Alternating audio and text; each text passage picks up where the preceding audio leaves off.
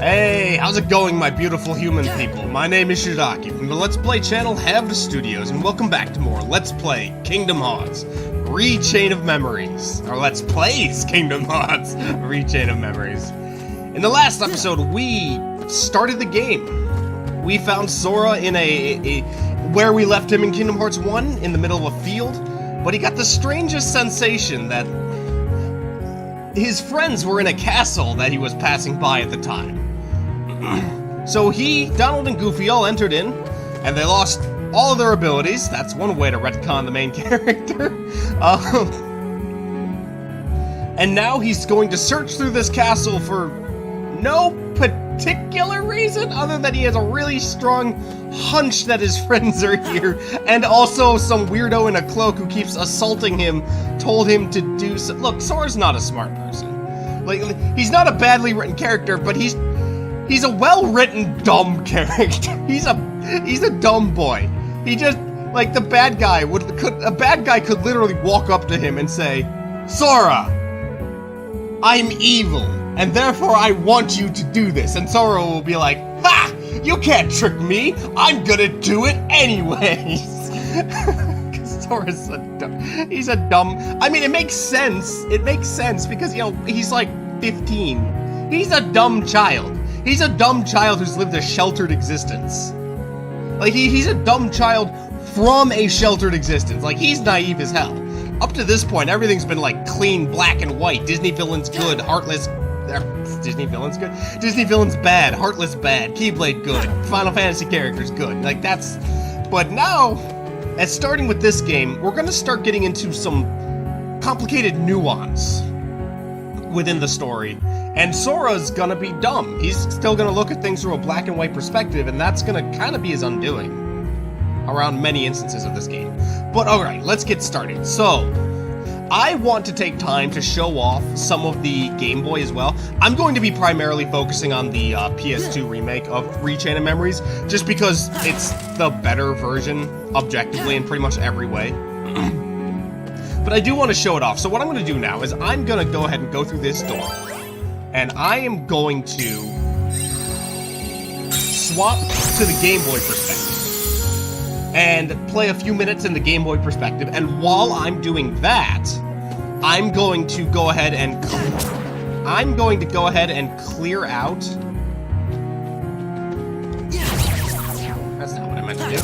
I'm gonna go ahead and clear out a majority of the rooms in this area, because the issue with Chain of Memories is that there is a lot of... Basically, there's two ways to play Chain of Memories. Either you could just run through it and only fight the fights that appear in front of you. You know, and then just kind of go through in a relatively decent pace. But halfway through, you're gonna hit a wall.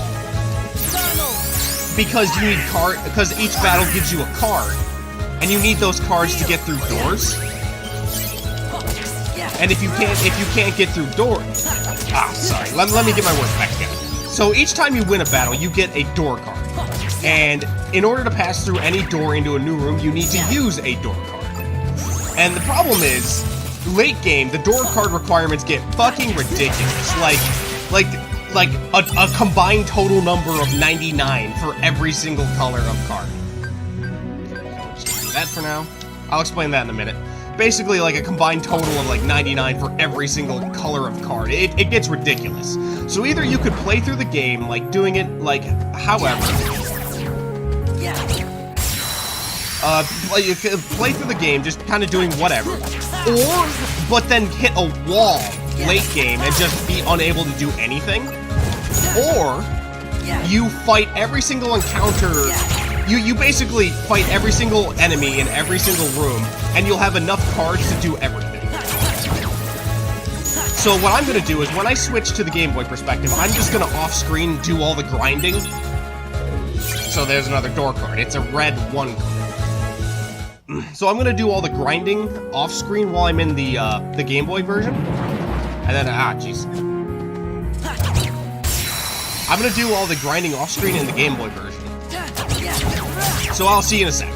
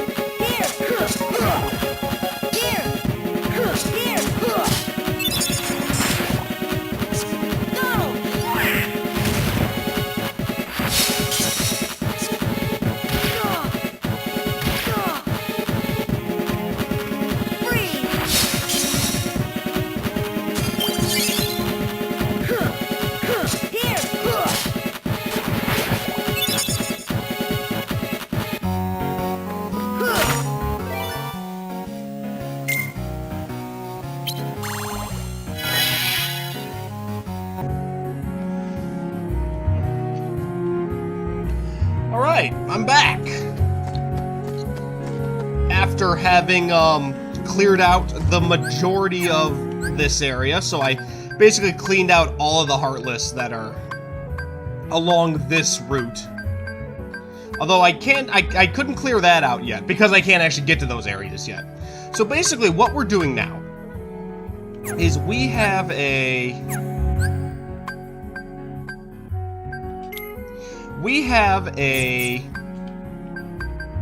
There it is. A special card. That's our key card. That's the card that's gonna let us progress the story. So we want to find the area on the map, which is right there, because this is the first level. They're all in a nice row, and follow it along there. So the cool thing about this is, depending on what room you pick, the design is different. So I always really liked that. Oh yeah, Google points. These are going to be important for later. These are basically the money. I like that. So each room is designed slightly differently depending on which card you put in. I really like that. It's nice. They really went all out in making this place look cool. And have like interesting things to do even when not in combat. Although I do find it funny that this half of the map is always just a blank empty void. Because in the Game Boy version, the perspective is like this. So you see down from this perspective and you see the whole map and you can run around at the same time. So instead of just adding walls, they just made it a blank empty void. It's kind of funny actually. So now, what we do, we have to take a card with a number 1 and up, and a special key card. So we'll go with the... Oh, I should have used Teeming Darkness. Teeming Dark... I hate that. Alright, and then we go down and we use our big card, and that allows us to enter into the cutscene door.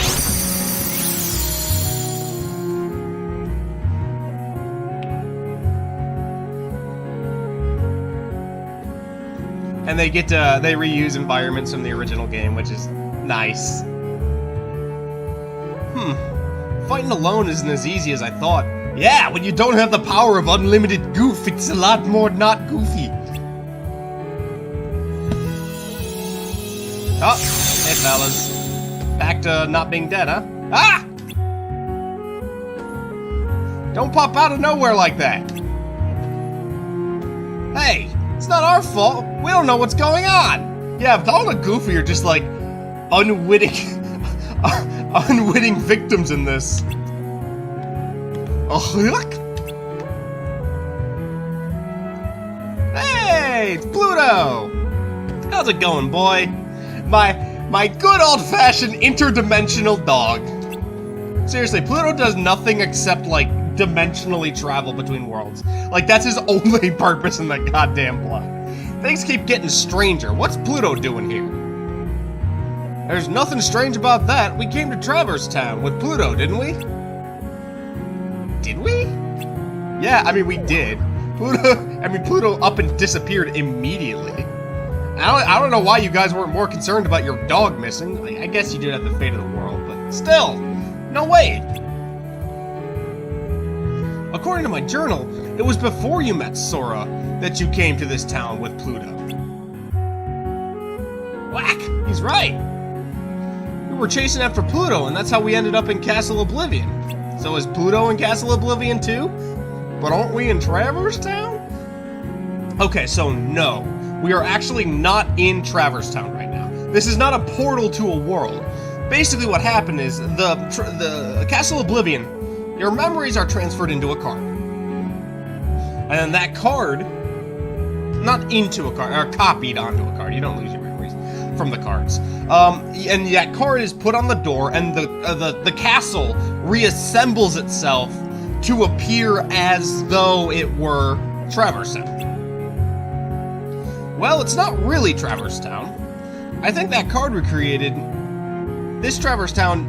I think the card created this Traverse Town inside Castle Oblivion. Ugh, who cares about all that? It's too confusing. Kingdom Hearts in a nutshell. I don't know where we are, but let's keep moving forward. Let's keep moving forward, defeating Heartless. We'll get somewhere.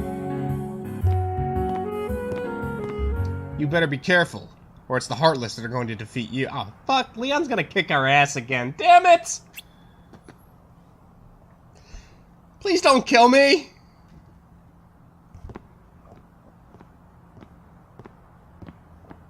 Hi, I like your belts. Especially your arm belts. Jesus Christ. Leon, it's you! What are you doing in Castle Oblivion? Castle Oblivion? What are you talking about? This is Traverse Town. And how do you know my name? Who are you? What? I've never met the likes of you before. Quit playing, Leon. We all fought the Heartless together. You know that. Yeah, together. Let's be nice and say we did it together. Look, I don't know what you're talking about. I don't even know your names. You don't? Sorry. I can't believe it. How could you have forgotten about us? I feel for you, but you've got the wrong guy. Happens all the time. As you can see, I have a very generic mystique. I'm mistaken for other people all the time. Lots of people have a mullet with a scar across their face, with a lion chain, with a half jacket with 17 belts. Happens all the time. Don't take it personally, Sora. Whack, huh? You do know his name! Now, hold on. Why do I know your name? You think Leon's just kidding around? If he is, it's not very funny. Sora's really upset. Who's kidding around, Goofy? And you and Donald are the ones who... Hey! I don't get it. Something's wrong with my memory. What's happening here? I don't know, Leon. Maybe Aerith was onto something after all.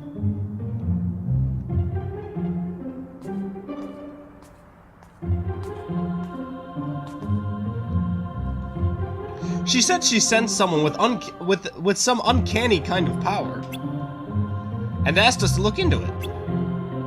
Well, this is as uncanny as it gets. Maybe you should take Sora to see Aerith. Yuffie, you know my name. Yep, looks like you know mine too. You know him?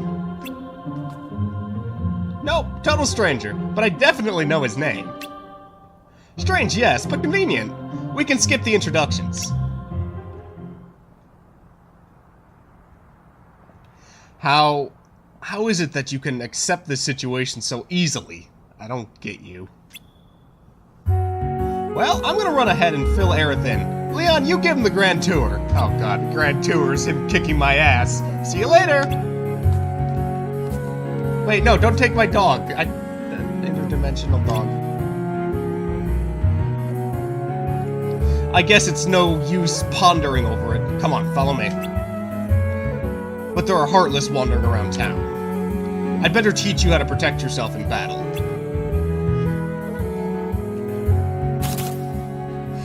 See the numbers printed on your cards? They range from 0 to 9. Higher numbers mean stronger cards. If you and your enemy both play a card at the same time, the higher card wins. Go on, try it out.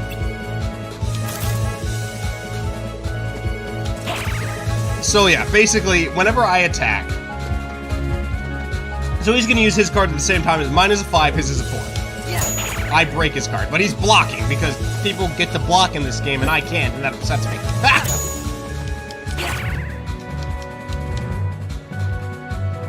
See how it works?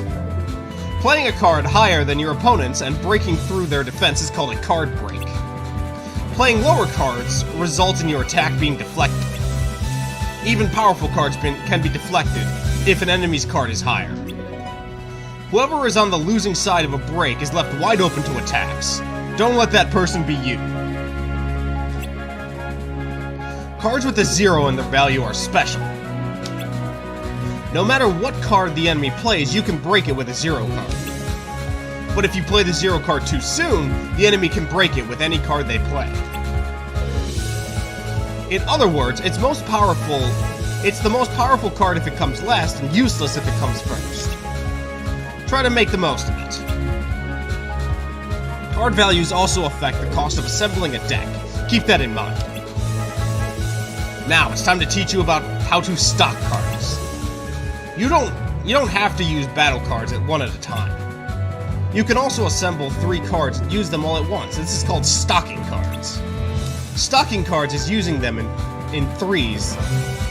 Stocking cards and using them in threes is much stronger than using cards individually. Go on, give it a try. Stock 3 cards in your deck.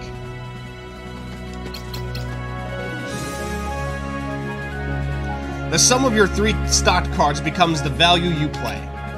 The value is usually high and hard to break, and the combo attack deals a lot of damage. Don't hold back, Sora. Show me what you can do. So I leveled up a bunch during my off-screen grinding, and I bought a slate, so now I can use this slate card. So, yeah. Combo attacks aren't the only benefit of stocking cards. Choose your cards carefully, and you can unleash special abilities called slates. That's what I just did. Slates come in all varieties. Each of them has their own unique card combination. You should try it out.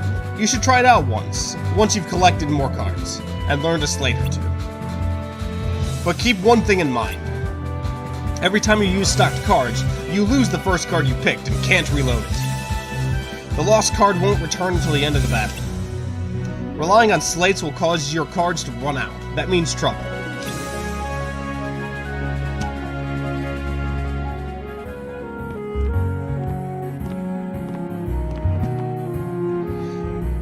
Think you've got the hang of it, Sora? Yeah, more or less. I'll pick up the rest when I fight some real battles. Yeah, sure. Here, I found this laying around. You take it. Remember what I told you. Make good use of it. And we got the Simba card. Nice. And the Key of Guidance. So, I'm gonna take this opportunity now to, Oh, jeez. I'm gonna take this opportunity now to adjust the cards in my deck. So basically, at any time, I've been collecting a bunch of cards. Most of them were grabbed off screen. But basically, I'm going to, yeah, health balls. Can I get anything out of this? Nope. So, in the menu, you can, here it is. You can edit your deck. So basically, how do I, okay, here we go. So you can take a card out of your deck, or, no, okay, controls. Or you can add cards to your deck. So I'm gonna go ahead and put a 5 there. But each card has a CP cost. If you look in the, close to the upper right-hand corner of the screen, there's a deck 13 through 99, CP 223 through 350. So each time you add a card, so let's see, this card has a CP cost of 19. So if I add it to the deck, there you go. My CP goes up by 19. So now, add that as well. And yeah, that's good for now.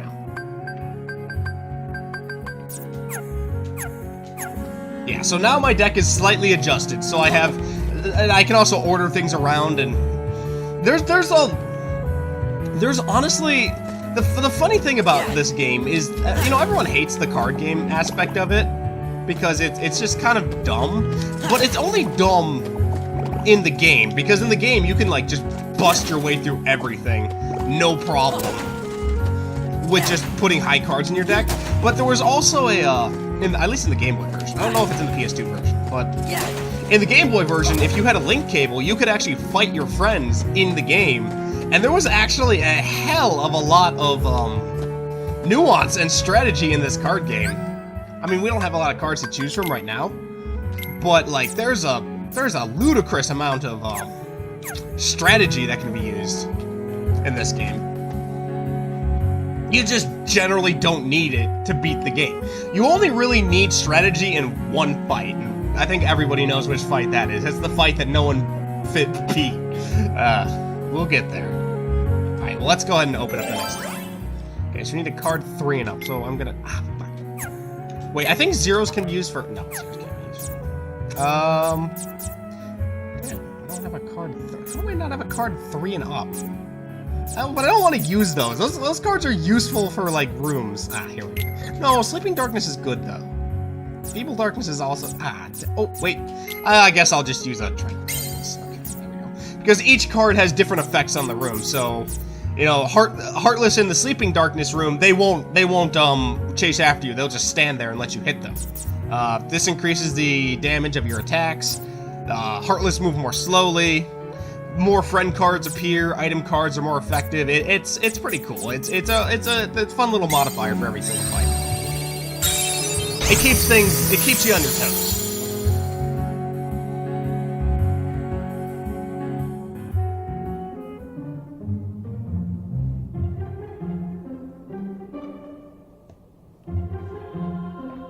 Aerith, have you forgotten me too? I don't know whether to say nice to meet you or good to see you again. I don't think I know you, but I still feel like you belong here. Yeah! Exactly like we've never met, but it still doesn't feel weird knowing your name. But I'm telling you, we have met before. We took on the Heartless together, quote-unquote.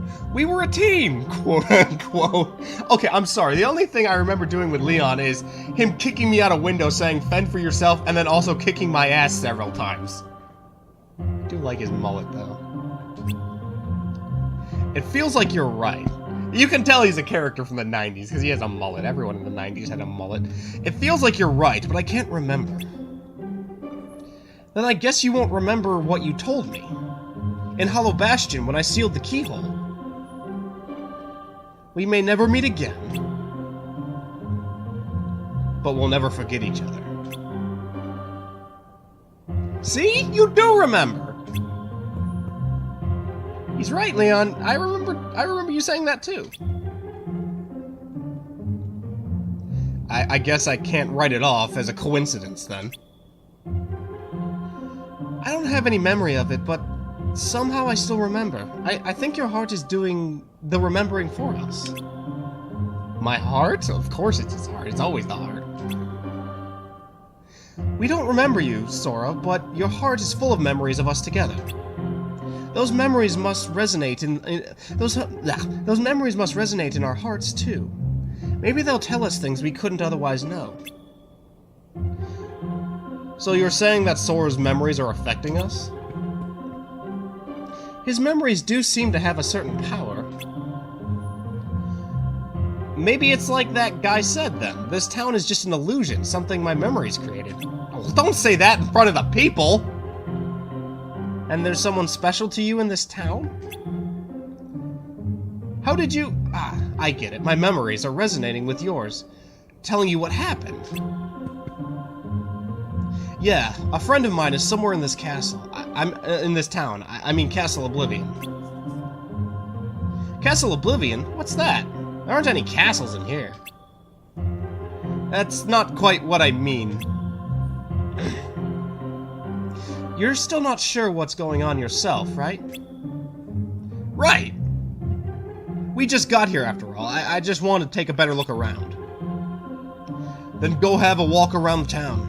There are Heartless, but that's no problem for you. So you know I can fight. I can't say I know, but I feel like believing you. Let's leave it at that.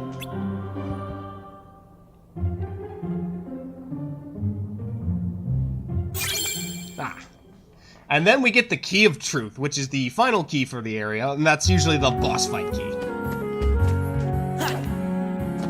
So basically, this entire town is an illusion created by Castle Oblivion. And all the people in the town... Oh, ooh, key! Free card! Not again. Ooh, 5 key. Not bad. Also, though, all the people in the town are also illusions. Like, a good way to think about this is almost as if this place is a computer simulation. And all the people who are not human people, which are all the people associated with Sora's memories in this world, they're all basically artificial intelligences, derived from Sora's memories of them. So they're not the actual people, they're what Castle Oblivion believes the people would be like based on Sora's interpretation of them. So one of the interesting things are, these people will not act exactly like the way they, would act in reality. They would act the way Sora believes they should act. Oh, that thing is an alarm! I knew it! Okay. They act the way Sora believes they would act based on his memories of them. There's a really good example of that coming up. I'm just talking about it now. So, oh yeah, lots of Mooba money. Thank you. And a box! Okay, so that box seems to be exclusively for hitting Heartless. Those health orbs don't really seem to do much for you. Unless damage is maintained between levels. I do like that. I do like that my theory was right about that actually being an alarm. Like some kind of like, oh, Heartless is in the town square. Get in the fucking house, guys. That kind of thing. Ha! I don't need health orbs, I need money orbs. That was one of the big problems in the Game Boy version, is there was no money. Like, you never had enough money for anything. Although I haven't found a shop yet. We'll explain shops when we get there. Chain of memories. We'll explain it when we get there. Well, I don't... Okay, so this door requires a green card, but it can be any number. So let's go with that. Let's go with the lowest number we can.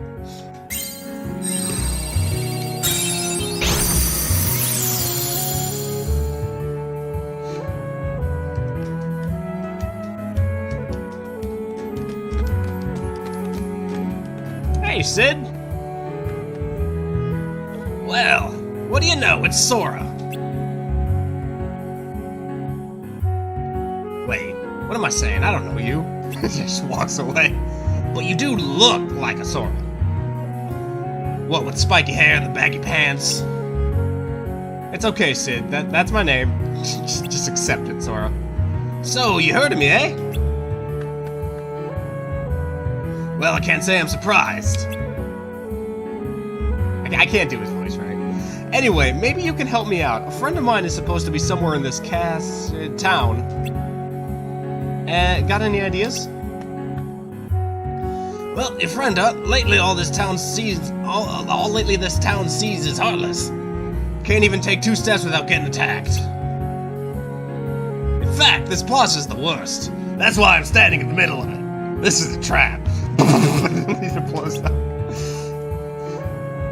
Word is that a jumbo-sized Heartless shows up whenever that bell rings.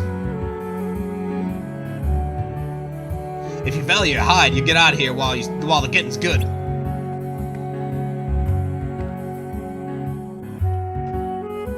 Gosh, maybe we should leave. No, we gotta fight the boss. That's how it works. Don't you want to see the Heartless? I mean, no. Why would you want to see the Heartless? No, we don't. Donald's the sensible one here. Yep, here we go. Time to die, everybody. The bell! Be careful, Sora. Oh, that's a cool scene. I like that. Hello, big guy. So now boss fights. So boss fights have a special mechanic in them. There's a type of card that drops only in boss fights, which basically like, oh, what the fuck? The T-pose. Oh, that's funny.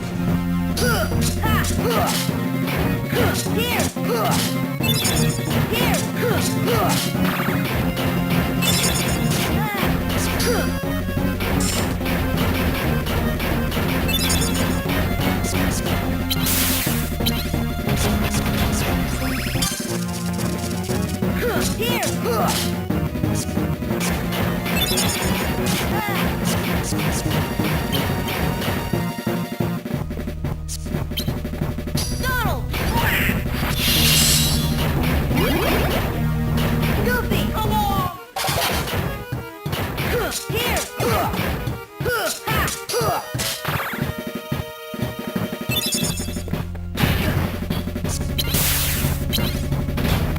Here! Free!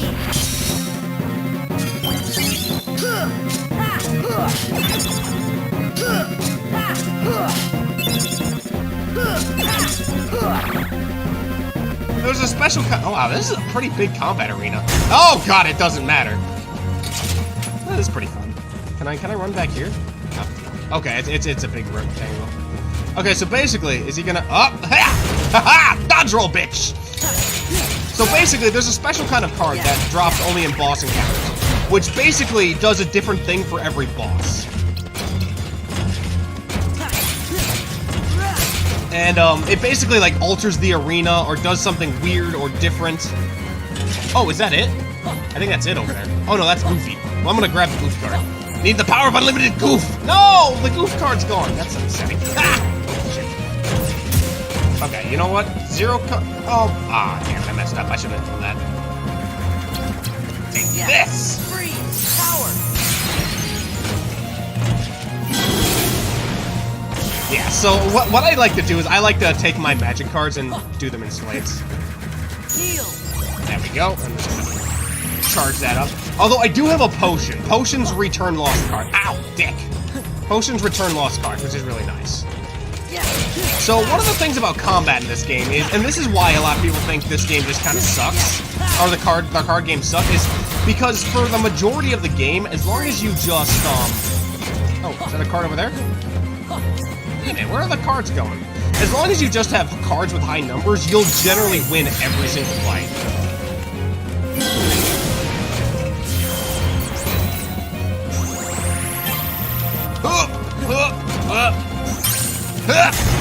Oh.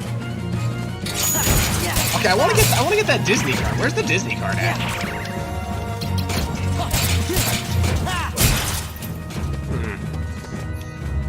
Well, the special card for this fight, it causes him to crash.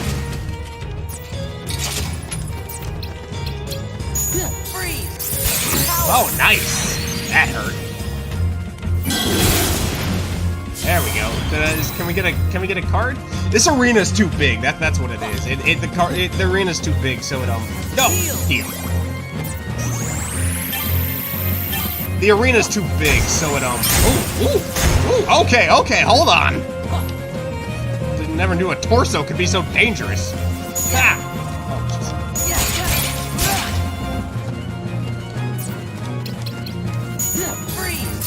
Ooh, nice. Yeah, the arena's too big. All the friend cards bounce away before you have a chance to get them. Yeah, because there was a Goof card over there and now it's gone. Or maybe they fell out of the border. Okay, we'll just use that now. There we go. Get my cards back. Oh, there it is. There's the Disney card. All right, I'll use it. So you use it and it just it does a different thing in each fight. This one just makes him crash down. Quite nice.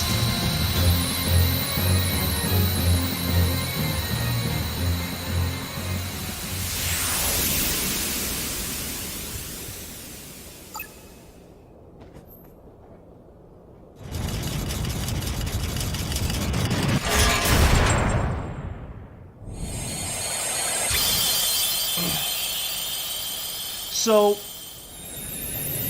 even the Heartless in this world are manifestations of Castle Oblivion. Now, just because they're illusions doesn't mean they're not still dangerous. They're like hard light constructs, where basically they are illusions, but they could still fucking kill you if you wanted to. And that's kind of the whole point of Castle Oblivion. I'll explain that later. So these people, they're all illusions, but they're physical. They could touch me. If Leon wanted to, he could, cut me up with his goddamn gunblade again, and it would hurt. I'd be ow, and that would be painful. So your friend wasn't here? No, I don't think I'll find him in this town. But he's somewhere in this castle. I just know it. Castle?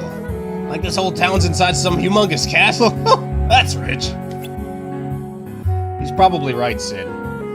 We may not understand what's going on, but Sora does. He can see that reality is bigger than just this world.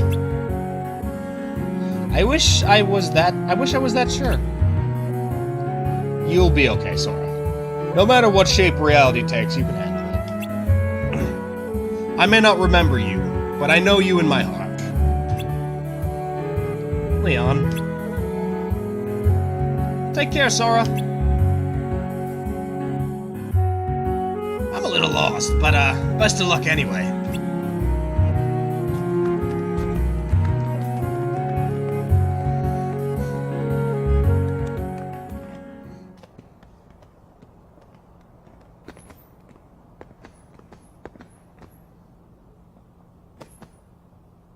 What's up? I don't have all the answers, but I had to tell you something. Your memories created this town, right? That's what the guy who gave me the card said. If that's true, then this town is just a figment of your mind, and so are we. But you can't be a figment. You're standing right here. This town's here too. But I'm not really me. I don't remember things I should, and I sense things I shouldn't. Sora, beware your memories. In the journey to come, you'll be faced with more illusions. Sometimes the shadows of your memory will deceive you, try to lead you astray. So, what exactly does that mean? I'm sorry, I'm just another illusion. The truth is out of my reach. Don't say stuff like that. It's depressing. Stay strong, Sora. Don't let the illusions distract you from what is truly important. Okay. Sora! Are you ready to go? Yeah, I'll be right there. Well, I'd better be going. Aerith? Aerith! What about Aerith? Where did she go? I was just talking to her. Aerith left with Leon and the others, remember? Huh? You worried us, just standing there by yourself. Is this what she meant? So basically, what happened here is, because Sora memory, his interpretation of Aerith as being a very powerful spiritual person who can a very powerful spiritual person who is is very in tune with magic and incredibly intelligent. Yeah. The illusion Aerith takes on those traits, Sora's interpretation of her. And because of that, she, even though she is an illusion, she's basically a computer program, she is aware that she is a computer program. Because of the fact that, Sora remembers her as the kind of person who would be able to figure that out.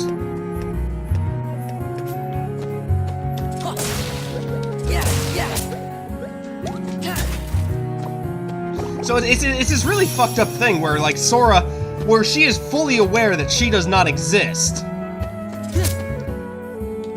And she's fully aware that she doesn't, she's fully aware that she is a construct of Castle Oblivion, but she's fully aware of the fact that she is a construct of Castle Oblivion. And she at least has some sense of what Castle Oblivion is trying to do. So the thing about Castle Oblivion is, the people who own the place, right now, they don't actually control it, they just sort of, like, came in and took over the place. Like, Castle Oblivion does its own thing. So, even though Castle Oblivion is trying to deceive Sora, since Sora's memories would have had Aerith be the kind of person who would be able to figure these things out, she does. And because she figures it out, she warns him that, hey, other people like me are going to try and deceive you, because he remembers her as an ally. Because Castle Oblivion it's very, it's a neutral kind of thing. It doesn't have an intention with you. It just, you know, its goal is basically to keep you lost, you know, in Oblivion, in your memories, lead you astray. But it creates your memories as you remember them. So, you know, it'll never take someone who was your friend in your memories and turn them against you. It's not malicious. It doesn't have direct intent.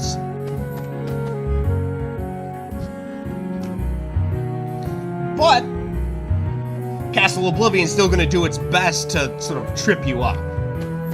Alright, well, anyway, we are running out of time for this episode, so I think I'm going to end it off here. So I hope you all enjoyed this episode, and in the next episode, we are going to be heading to the next floor of Castle Oblivion. Until then, I hope you have a fantastic day, and I'll see you all again. Have a great day, everybody. Bye-bye.